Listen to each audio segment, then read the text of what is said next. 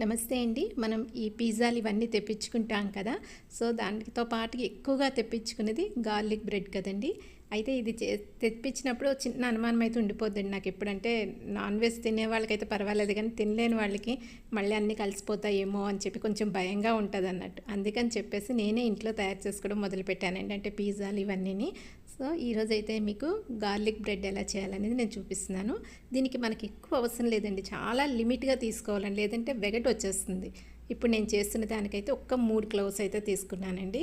దాన్ని ఇలాగా మనం కద్దుకస్ చేస్తాం కదా, అంటే కోరుకుంటాం కదా, అలా చేసుకొని పక్కన పెట్టుకోవాలి. దీనికి చిల్లీ ఫ్లేక్స్ ఉంటాయి కదా, ఇవి మనం ఇంట్లోనే చేసుకోవచ్చండి. లైట్గా ఫ్రై చేసి మిక్సీ కొంచెం బరకగా పట్టుకుంటే చిల్లీ ఫ్లేక్స్ రెడీ అయిపోతాయి. తర్వాత దీనికి కావాల్సింది బటర్ అండి. అయితే సాల్టెడ్ లేదా అన్సాల్టెడ్ ఏది తీసుకున్నా మనకు పర్వాలేదు. కావలసినంత బటర్ కొంచెం మెల్ట్ అయినట్టు చూసుకొని దాంట్లోకి మనం తీసుకున్న ఈ వెల్లుల్లిపాయలు కోరు వేసుకొని, ఎండిమిరపకాయలు ఉన్నాయి కదండి, ఆ ఫ్లేక్స్ కూడా వేసుకుంటున్నాము. ఇందులోనే ఆరిగానో అంటారు కదా, అదొకటి వేసుకుంటున్నానండి. అంటే ఇవన్నీ మనకి పిజ్జాకి సంబంధించినవే కాబట్టి ఇంట్లో అవైలబుల్గా ఉంటాయి. లేదనంటే మాత్రం ఒకసారి తెచ్చిపెట్టుకుంటే మనకు చాలా రోజులు వస్తాయండి. ఇవన్నీని చక్కగా కలిపేసుకొని అన్సాల్టెడ్ బటర్ తీసుకుంటే కొంచెం సాల్ట్ యాడ్ చేసుకోవాలండి. లేదంటే మాత్రం మనకి ఆ సాల్ట్ సరిపోతుంది అన్నట్టు, అంటే బటర్లో ఉన్న సాల్ట్ మనకు సరిపోతుంది. నేనైతే అన్సాల్టెడ్ తెప్పించుకుంటానండి, ఎందుకంటే డిఫరెంట్ దానికి యూజ్ చేస్తాను కదా, అందుకని చెప్పి.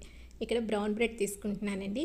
అయితే ఏదో మన సాటిస్ఫాక్షన్ కోసమే తప్ప అందులో బ్రౌన్ బ్రెడ్ అన్నా నార్మల్ బ్రెడ్ అయినా సేమ్ అని చెప్పి ఇప్పుడు డాక్టర్స్ చెప్తున్నారు.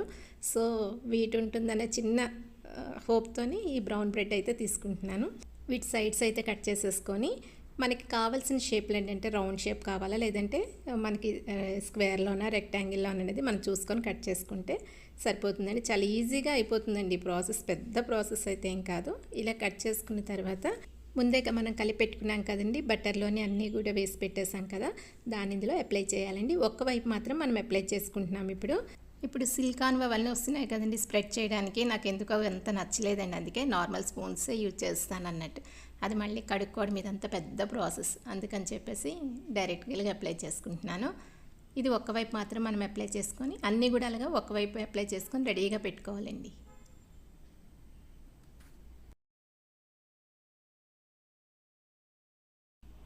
మనం ఇప్పుడు ఏదైనా చపాతీ అది కాలుస్తాం కదండి, దాని మీదే మనం ఎటువైపు అయితే అప్లై చేస్తామో ఆ వైపే మనం కాల్చుకోవడానికి పెట్టాలి.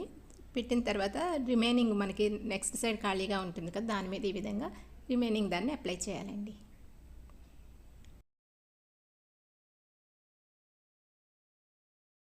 మనం కట్ చేసి పెట్టుకున్న పీసెస్ అన్నిటి కూడా అప్లై చేసిన తర్వాత ఈ విధంగా సిమ్లోనే ఫ్లేమ్ పెట్టుకొని కాల్చుకోవాలండి. హైలో పెట్టేస్తే తొందరగా మాడిపోతుంది, కలర్ కూడా చేంజ్ అయిపోతుంది. సో అందుకని కొంచెం నెమ్మదిగా కాల్చుకుంటే మనకి గార్లిక్ బ్రెడ్ అనేది రెడీ అయిపోతుందండి. చాలా సింపుల్గా చేసుకునే ఐటెం, చాలా బాగుంటుంది. టేస్ట్ అనేది అందరికీ తెలిసిందే కదండి. మనం ఇంట్లోనే సింపుల్గా చేసేసుకోవచ్చు. పిల్లలకి లంచ్ బాక్స్ కింద కూడా మనం పెట్టచ్చండి. ఈవినింగ్ స్నాక్స్ కూడా ఎక్సలెంట్గా ఉంటుంది. నచ్చిందా అండి video? Thank you for watching.